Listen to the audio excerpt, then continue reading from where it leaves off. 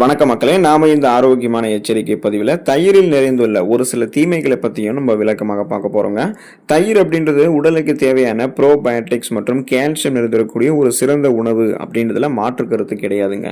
இருந்தாலும் சில குறிப்பிட்ட உடல்நிலை உள்ளவர்கள் தவறான முறையில் தயிரை எடுத்துக்கொள்ளும் போதும் அது சில பக்க விளைவுகளை அல்லது தீமைகளை ஏற்படுத்தக்கூடும் அப்படின்றத தெரிஞ்சுக்கோங்க. நேரம் காலம் தெரியாமல் எல்லா நேரங்களையுமே தயிரை சாப்பிட்றது, தயிரோட ஒரு சில உணவுப் பொருட்களை சேர்த்து எடுத்துக்கொள்வது, அளவுக்கு அதிகமாக தயிர் எடுத்துக்கொள்ளும் போது இதெல்லாம் உங்களுக்கு ஒத்துக்காம போயிடுச்சுன்னா நிறைய தீமைகள் ஏற்படும். அந்த தீமைகள் என்னென்ன, அதுல இருந்து எப்படி விடுபடணும், அது தீமைகள் வராமல் முன்னாடி தடுக்கிறதுக்கு தயிரை என்னென்ன மாதிரியான ஆரோக்கியமான வழிமுறைகளை எல்லாம் எடுத்துக்கொள்ள வேண்டும் அப்படின்றதையும் நம்ம தெளிவாக பார்த்துருவோம். அதை பற்றி பார்க்கறதுக்கு முன்னாடி இந்த வீடியோவுக்கு மட்டும் ஒரு லைக் கொடுத்துட்டு இந்த தகவலை உங்களுக்கு தெரிஞ்சவங்களுக்கும் ஷேர் பண்ணிடுங்க. ஏன்னா இது அவங்களுக்கும் பயனுள்ளதாக இருக்கக்கூடிய ஒரு ஆரோக்கியமான பதிவு தாங்க. இது போன்ற அப்டேட்ஸ்கள் நீங்கள் தொடர்ந்து பார்க்கறதுக்கு நம்மளுடைய ஹெல்த் நியூஸ் தமிழ் சேனலை மறக்காம சப்ஸ்கிரைப் பண்ணி வச்சுக்கோங்க. பக்கத்தில் இருக்கக்கூடிய பெல் பட்டனையும் கிளிக் பண்ணி ஆல் அப்படின்ற ஆப்ஷனையும் செட் பண்ணி வச்சுக்கிட்டீங்க அப்படின்னா நாங்கள் போடக்கூடிய எல்லா அப்டேட்ஸும் உங்களுக்கு நோட்டிஃபிகேஷன் அடிக்கடி சேரும். சரி, வாங்க மக்களே, இப்போ வீடியோக்குள்ள போயிடலாம். செரிமான கோளாறுகள் தயிரை நீங்கள் அளவுக்கு அதிகமாக எடுத்துக்கொள்ளும் போது உங்களுக்கு ஏற்படலாங்க. பாலில் இருக்கக்கூடிய லாக்டோஸை செரிமானம் செய்ய முடியாதவர்களுக்கு, அதாவது லாக்டோஸோடைய இன்டாலரன்ஸ் இல்லாதவங்களுக்கெல்லாம் பார்த்தீங்கன்னா தயிர் சாப்பிடுவது அப்படின்றது வயிற்று உப்புசம், வயிற்றுப்போக்கு அல்லது வாயு தொல்லை ஏற்படுத்தலாம். தயிரில் லாக்டோஸ் குறைவாக இருந்தாலுமே தீவிர பாதிப்பு இருக்கிறவங்களுக்கு இது ஒத்துக்கொள்ளாது அப்படின்னு தெரிஞ்சுக்கோங்க. அதாவது ஆல்ரெடி உங்களுக்கு செரிமான கோளாறுகள் ஏற்படுது, செரிமான மண்டலம் ரொம்ப வீக்காக இருக்குன்னா நீங்கள் தயிரை எடுத்துக்கொள்ளக்கூடாது. அது உங்களுக்கு ஒத்துக்காமல் போயிடுச்சுன்னா இன்னும் செரிமானம் கோளாறுகளை ஏற்படுத்தும். அளவுக்கு அதிகமாக தயிர் எடுத்துக்கொண்டு அது உங்களுக்கு ஒத்துக்காமல் போயிடுச்சுன்னா கூட புதுசாக உங்களுக்கு செரிமான கோளாறுகள் வர ஆரம்பிக்கும். ஸோ நீங்கள் கவனமாக தயிரை எடுத்துக்கொள்ளணும். சளி மற்றும் ஆஸ்துமா பாதிப்பு உங்களுக்கு ஏற்படுறதுக்கு வாய்ப்புகள் இருக்குங்க. ஆயுர்வேதத்தின் படி தயிர் உடல்ல கபத்தன்மையை அதிகரிக்கக்கூடியது. அதனால நம்ம இரவு நேரங்களில் தயிர் சாப்பிடும் போது பார்த்தீங்கன்னா சளி, இருமல் மற்றும் தொண்டை கட்டி கொள்வதற்கு அது வழிவகுக்கும். ஆஸ்துமா அல்லது சைனஸ் பாதிப்பு இருக்கிறவங்க கூட தயிரை அதிகமாக இரவு நேரங்களில் எடுத்துக்கொண்டாங்க அப்படின்னா மூச்சு திணறலாம் அதிகரிக்கிறதுக்கு உங்களுக்கு வாய்ப்புகள் இருக்கு.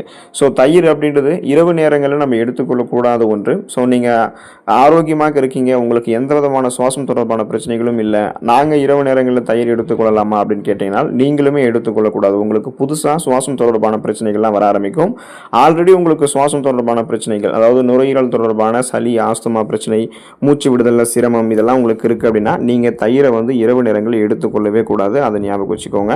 மூட்டு வலி உள்ளவர்களுக்கு பார்த்தீங்கன்னா தயிர் நம்ம தரக்கூடாதுங்க. அதையும் நம்ம ஞாபகம் வச்சுக்கணும். இப்போ வாத நோய் அல்லது மூட்டு வலி, ஆர்த்தரைட்டிஸ் இருக்கிறவங்கலாம் தயிரை தவிர்த்து விடுவது ரொம்ப ரொம்ப நல்லது அப்படின்றது தான் மருத்துவ நிபுணர்கள் குறிப்பிட்டாங்க. அதுக்கான காரணமாக அவங்க என்ன சொல்கிறாங்கன்னா, தயிரினுடைய புளிப்புத்தன்மை இருக்குங்க இல்லையா, அந்த புளிப்புத்தன்மை மற்றும் குளிர்ச்சித்தன்மை இது இரண்டுமே ஒரு சிலருக்கு அந்த மூட்டு வலியையும் மூட்டு வீக்கத்தையும் இன்னும் அதிகப்படுத்தக்கூடும் அப்படின்ற அந்த வாய்ப்பு இருக்கிறதாக நம்புகிறாங்க. அதனால தான் மூட்டு வலி இருக்கக்கூடிய நபர்களுக்கெல்லாம் தயிர் கொடுக்கக்கூடாது அப்படின்னு தெரிஞ்சுக்கோங்க. தயிர் நீங்கள் அளவுக்கு அதிகமாக கணக்கே பார்க்காம சுவையாக இருக்குன்னு எடுத்துக்கிட்டீங்கன்னா உடல் எடை அதிகரிக்கக்கூடிய அபாயம் உங்களுக்கு ஏற்படலாம். ஸோ அதுவுமே ஒரு தீமை தான். ஒபிசிட்டி உங்களுக்கு வர ஆரம்பிக்கும். அதுக்கான காரணம் என்ன அப்படின்னா தயிரில் கொழுப்பு சத்து அதிகமாக இருக்குங்க. குறிப்பாக கடைகளில் விற்கப்படக்கூடிய ஃபுல் கிரீம் தயிரை நீங்கள் தினமும் அதிக அளவில் சாப்பிட்டு வந்தீங்க அப்படின்னா அது தேவையற்ற உடல் எடை அதிகரிப்புக்கு, ஒபிசிட்டிக்கு உங்களுக்கு வழிவகுக்கும். இப்போ நம்ம உடல் எடையை அளவுக்கு அதிகமாக அதிகப்படுத்திக்கிட்டோம், கொழுப்பு படிவு அதிகமாக இருக்குது அப்படின்னா நமக்கு எந்த விதமான வேலைகளுமே நம்ம சராசரியாக செய்ய முடியாது. மாரடைப்பு, பக்கவாதம் ஏற்படக்கூடிய அபாயம் கூட நமக்கு ஏற்படக்கூடிய வாய்ப்பு இருக்குது. ஸோ பிபி ப்ராப்ளம், கொலஸ்ட்ரால் ப்ராப்ளமாக ஏற்பட்டுரும். குறிப்பாக ரத்தத்தில் சர்க்கரையினுடைய அளவுமே அதிகரித்து விடக்கூடிய அபாயமும் இருக்கும். அதனால் ஒபிசிட்டி அப்படின்றது வரக்கூடாதுன்னா தயிரை அளவுக்கு அதிகமாக எடுத்துக்கொள்ளக்கூடிய அந்த பண்பிலிருந்து, அந்த பக்குவத்திலிருந்து நீங்கள் விடுபட்டுக் கொள்வது நல்லதுங்க. சிறுநீரக பிரச்சனைகள் உங்களுக்கு ஏற்பட்டதுக்கு வாய்ப்புகள் இருக்குது நீங்கள் தயிரை அளவுக்கு அதிகமாக எடுத்துக்கிட்டீங்க அப்படின்னா. அதாவது தயிரில் காணப்படக்கூடிய கால்சியம் மற்றும் புரதம் அது அதிக அளவில் இருக்கும். ஸோ இது சிறுநீரக கோளாறு இருக்கிறவங்களுக்கு புரதத்தை அளவாகவே எடுத்துக்கொள்ள வேண்டும் அப்படின்றது தெரியாமல் அவங்க தயிரை இன்னும் எடுத்துக்கிட்டாங்கன்னா இன்னும் என்ன ஆகிடும் அப்படின்னா சிறுநீரகத்தில் கற்கள் உருவாவதற்கான வாய்ப்பு அது லேசாக அதிகரிக்கிறதுக்கு சான்சஸ் இருக்குது. அதனால் சிறுநீரக பிரச்சனை, குறிப்பாக அந்த சிறுநீரக கற்கள், கிட்னி ஸ்டோன்ஸ்லாம் உங்களுக்கு இருக்குது அப்படின்னா நீங்கள் தயிரை எடுத்துக்கொள்ளாமல் இருக்கிறதே நல்லது தான் அப்படின்றத நீங்கள் தெரிஞ்சுக்கோங்க. ஒருவேளை சாப்பிட்டீங்கன்னா அது இன்னும் உங்களுக்கு அந்த கிட்னி ஸ்டோன்ஸை பெருசாக்குறதுக்கோ அல்லது தயிரை நீங்கள் அளவுக்கு அதிகமாக எடுத்துக்கொள்ளும் போது அது ஒத்துக்கலை அப்படின்னா உங்களுக்கு அந்த கிட்னி ஸ்டோன்ஸை உருவாக்குறதுக்கும் காரணமாக அமைஞ்சிடும். ஸோ நீங்கள் நம்ம கவனிக்கணும் அந்த விஷயத்தை. தயிரை நீங்கள் அளவுக்கு அதிகமாக எடுத்துக்கொள்ளும் போது ஸ்லோ டைஜஷன் ப்ராசஸ் உங்களுக்கு இருக்கும். இருக்கும். செரிமானம் மந்தமாக ஆரம்பிக்கும். நீங்கள் கவனமாக இருக்கணும். இப்போ தயிரோடைய அந்த இயல்பு தன்மை பார்த்தீங்கன்னா அதில் அதிக புரதச்சத்து இருக்குது. ஸோ இது வந்து செரிமானம் ஆகிறதுக்கு அதிக நேரம் எடுக்கும். அப்போ பசி வந்து குறைவாக இருக்கிறவங்க அல்லது செரிமான மண்டலம் வந்து பலவீனமாக இருக்கிறவங்க, ஆல்ரெடி உங்களுக்கு வந்து பசியின்மை இருக்குது, செரிமான மண்டலம் ஆல்ரெடி உங்களுக்கு வீக்காக இருக்குது அப்படின்னா நீங்கள் தினமும் தயிர் வந்து சாப்பிடும்போது அது உடலில் வந்து டாக்ஸின்ஸ் உங்களுக்கு அதிகரிக்கும். அதாவது நச்சுத்தன்மையை உருவாக்கி மந்தமான ஒரு உணர்வை வந்து உங்களுக்கு கொடுக்கும். அதாவது டைஜஷனை வந்து ஸ்லோவாகிடும். ஸோ அது டைஜஷன் ஆகக்கூடிய அந்த நேரம் வரைக்குமே நீங்கள் உடல் சோர்வாக தான் வந்து காணப்படுவீங்க. எந்த ஒரு வேலையுமே சுறுசுறுப்பாக செய்ய முடியாது. தூக்கம் வரக்கூடிய அந்த ஆபத்து எல்லாமே உங்களுக்கு வந்து இருக்குது. அதாவது சுறுசுறுப்பாக இருக்க முடியாது அப்படின்றது தான் அது உங்களுக்கு சுட்டி காட்டுது. அப்போ செரிமானம் மந்தமாகக்கூடிய அளவுக்கு தயிரை வந்து எடுத்துக்கொள்ளாமல் அளவாக நீங்கள் வந்து எடுத்துக்கிட்டிங்கன்னா நல்லது தான். இல்லைன்னா தயிர் ஒத்துக்காமல் போனால் கூட உங்களுக்கு ஆல்ரெடி வந்து டைஜஷன் ப்ராப்ளம் எல்லாம் இருக்குது, செரிமானம் மட்டுமே வீக்காக இருக்குது அப்படின்னா கூட உங்களுக்கு அந்த செரிமானம் மந்தமாகக்கூடிய ஆபத்து ஏற்படும். அதையும் நீங்கள் ஞாபகம் வச்சுக்கணும். இரத்த குழாய்களில் அடைப்பு, பிளாக்கேஜ் ஆஃப் சேனல்ஸ் உங்களுக்கு வந்து உருவாகலாம் நீங்கள் தயிர் அளவுக்கு அதிகமாக எடுத்துக்கொள்ளும் போது. ஏன்னா ஆயுர்வேத மருத்துவப்படி பார்த்தீங்கன்னா தயிர் வந்து உங்களுக்கு கொலஸ்ட்ரால் பிரச்சனைகளை வந்து ஏற்படுத்தக்கூடிய தன்மை கொண்டிருக்கு. அளவுக்கு அதிகமாக எடுத்துக்கொள்ளும் போது இது உடலில் இருக்கக்கூடிய நுண்துளைகள், அந்த பாடி சேனல்ஸ், அந்த இரத்த குழாய்கள் எல்லாம் அடைக்கக்கூடிய தன்மை கொண்டது. இதனால் உடலினுடைய கழிவு நீக்கம் சீராக நடக்காமல் போகலாம். இரத்த நாளங்கள் அதிகப்படியான கொழுப்பு படிவுகள்லாம் உருவாகி விடுவதால் நமக்கு வந்து பார்த்தீங்கன்னா அந்த கொலஸ்ட்ரால் பிரச்சனையெல்லாம் போதுமான அளவுக்கு ரத்த ஓட்டம் உடலுக்கு கிடைக்காம போகலாம். இதனால் இதயத்துக்கும் ரத்த ஓட்டம் கிடைக்காம போகும்போது மாரடைப்பு, பக்கவாதம், இதய தமனிகளில் வீக்கம் ஏற்படுதல், இதய தசைகள் வலுவிழந்து போகுதல் போன்ற பக்க விளைவுகள் கூட ஏற்படலாம். ஸோ நாம தான் கவனமாக இருக்கணும். தோல் வியாதிகள் தயிரை நீங்கள் அளவுக்கு அதிகமாக எடுத்துக்கொள்ளும் போது உங்களுக்கு ஏற்படலாம். இல்லைனா தயிர் உங்களுக்கு ஒத்துக்கலை அப்படின்னாலுமே ஸ்கின் டிசீஸ் வந்து வர ஆரம்பிக்கும். அதுக்கான காரணம் என்ன அப்படின்னா தயிர் வந்து புளிப்புத்தன்மை கொண்டது மற்றும் உடலுக்குள்ளே வெப்பத்தை வந்து தக்க வைத்து விடும். அதனால முகப்பொரு வரதுக்கு சான்சஸ் அதிகப்படியாக இருக்கு. ஏன்னா தயிர் வந்து அளவுக்கு அதிகமாக எடுத்துக்கொள்பவர்களுக்கெல்லாம் முகப்பொரு வந்து உண்டாகலாம். அரிப்பு மற்றும் படை கூட வர ஆரம்பிக்கும். ஏற்கனவே உங்களுக்கு வந்து ஸ்கின் டிசீஸ் எல்லாம் இருக்குன்னு வச்சிங்களேன், அரிப்பு, சொரிசிறங்கு, படை, தேமல் இந்த மாதிரி பிரச்சனை இருக்கு, சொரியாசிஸ் எல்லாம் இருக்கு அப்படின்னா இந்த மாதிரி அதிகப்படியான அரிப்பு இருக்கிறவங்க, தோல் சம்பந்தமான பிரச்சனை இருக்கிறவங்கலாம் தயிரை வந்து சேர்த்துக்கொள்ளும் போது அந்த பாதிப்பு இன்னும் தீவிரமடையக்கூடும் அப்படின்றத ஞாபகம் வச்சுக்கோங்க. அதனால உங்களுக்கு ஸ்கின் டிசீஸ் இருக்குன்னா நீங்கள் தயிரை எடுத்துக்கொள்ளாமல் இருக்கிறது தான் நல்லது அப்படின்றத தெரிஞ்சுக்கோங்க.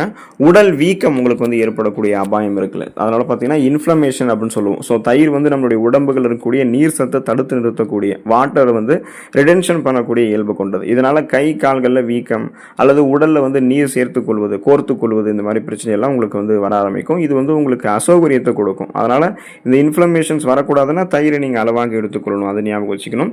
ஜுரம் அல்லது அலர்ஜி பிரச்சனை வந்து நீங்கள் தயிர் அளவுக்கு அதிகமாக எடுத்துக்கொள்ளும் போதோ அல்லது தயிர் உங்களுக்கு ஒத்துக்கலை அப்படின்னாலுமே வந்து ஏற்படும். ஃபீவர் அலர்ஜி அப்படின்றது இப்போ காய்ச்சல் அல்லது ஏதேனும் தொற்று பாதிப்பு உங்களுக்கு இருக்கும்பொழுது தயிர் வந்து நீங்கள் சாப்பிட்டீங்கன்னா உடலினுடைய அந்த காய்ச்சலை, கபத்தை இன்னும் அது அதிகரித்து காய்ச்சலை உங்களுக்கு வந்து குணமாகாமல் ரொம்ப நாளுக்கு வந்து அது நீட்டிச்சிடும். ஸோ அதனால் நீங்கள் தயிர் அளவாக தான் எடுத்துக்கணும். இப்போ இந்த காய்ச்சல், ஜுரமெல்லாம் இருக்கும்போது இன்னும் அலர்ஜி எல்லாம் உங்களுக்கு இருக்குன்னா தயிர் எடுத்துக்கொள்ளக்கூடாது. மேலும் தொண்டை புண்ணு இருக்கிறவங்கலாம் குளிர்ந்த தயிர் சாப்பிடுவது நிலைமையை வந்து இன்னும் மோசமாக்கும் அப்படின்றதையும் தெரிஞ்சுக்கோங்க.